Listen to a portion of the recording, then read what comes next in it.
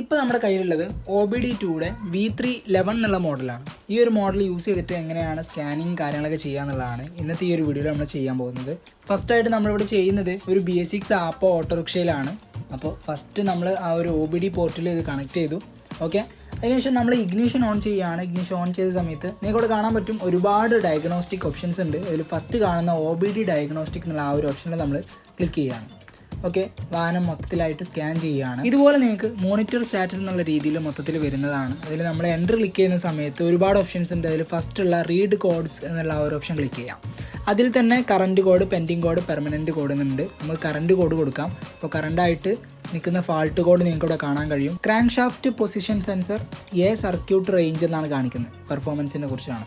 അപ്പോൾ ആ ഒരു ക്രാങ്ക് ഷാഫ്റ്റ് പൊസിഷൻ സെൻസർ നമ്മൾ ചെക്ക് ചെയ്യണം. താഴെയായിട്ട് പെൻഡിങ് കോഡ് നമ്മൾ കൊടുക്കുന്ന സമയത്ത് ഇതിന് മുന്നേ ഈ ഒരു വാഹനത്തിൽ പെൻഡിങ് ആയിട്ട് എന്തെങ്കിലും കോഡ് ഫാൾട്ട് കോഡ് ഉണ്ടോ എന്നുള്ളത് അറിയാൻ പറ്റും.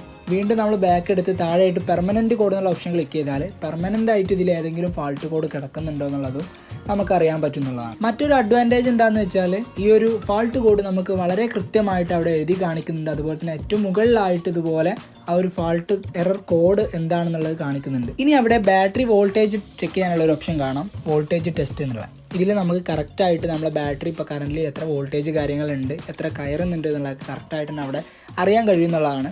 ഓക്കെ, അപ്പോൾ ഇതാണ് ഈ ഒരു ഓപ്ഷന്. എക്സിറ്റ് അടിക്കാം. ഇനി നമുക്ക് താഴെയായിട്ട് മറ്റൊരു ഓപ്ഷൻ കാണാം, വെഹിക്കിൾ ഇൻഫർമേഷൻസ്. ഇതിൽ നമ്മുടെ വാഹനത്തിൻ്റെ എല്ലാ ഡീറ്റെയിൽസും കാണാൻ കഴിയും. വിൻ നമ്പർ, ചേസിസ് നമ്പർ, അതുപോലെ തന്നെ ഏത് വാഹനമാണെന്നുള്ളതൊക്കെ അവിടെ കറക്റ്റായിട്ട് മെൻഷൻ ചെയ്ത് നിങ്ങൾക്ക് അവിടെ കാണാൻ കഴിയും. അപ്പോൾ ഈ ഒരു രീതിയിലാണ് ഈ ഒരു ഓപ്ഷൻസും കാര്യങ്ങളൊക്കെ വരുന്നത്. നെക്സ്റ്റ് ആയിട്ട് ഡാറ്റ എന്നുള്ളൊരു ഓപ്ഷൻ കാണാം. അത് ക്ലിക്ക് ചെയ്യുന്ന സമയത്ത് പ്രോസസ്സിങ് അവിടെ നടക്കുന്നുണ്ട്. അതിനുശേഷം നിങ്ങൾക്ക് കാണാം വ്യൂ ഗ്രാഫിക് ഐറ്റംസ് എന്നാണ് കാണിക്കുന്നത്. ജസ്റ്റ് ക്ലിക്ക് ചെയ്യാം. ഇതിൽ നമുക്ക് ഓരോ നമ്മളെ വാഹനത്തിൻ്റെ ഓരോ ഭാഗങ്ങളും ഗ്രാഫിക്കലി റെപ്രസെൻറ്റ് ചെയ്ത് കാണാൻ കഴിയും. ഇതിൽ തന്നെ സർക്കുലേറ്റഡ് ലോഡ് വാല്യൂ, അതുപോലെ തന്നെ engine coolant temperature, engine RPM, vehicle speed, അതുപോലെ തന്നെ ഒരുപാട് ഓപ്ഷൻസ് ഉണ്ട് കേട്ടോ. നമ്മൾ വായിച്ചിങ്ങനെ പോകുകയാണെങ്കിൽ ഒത്തിരി ഓപ്ഷൻസ് ഉണ്ട്.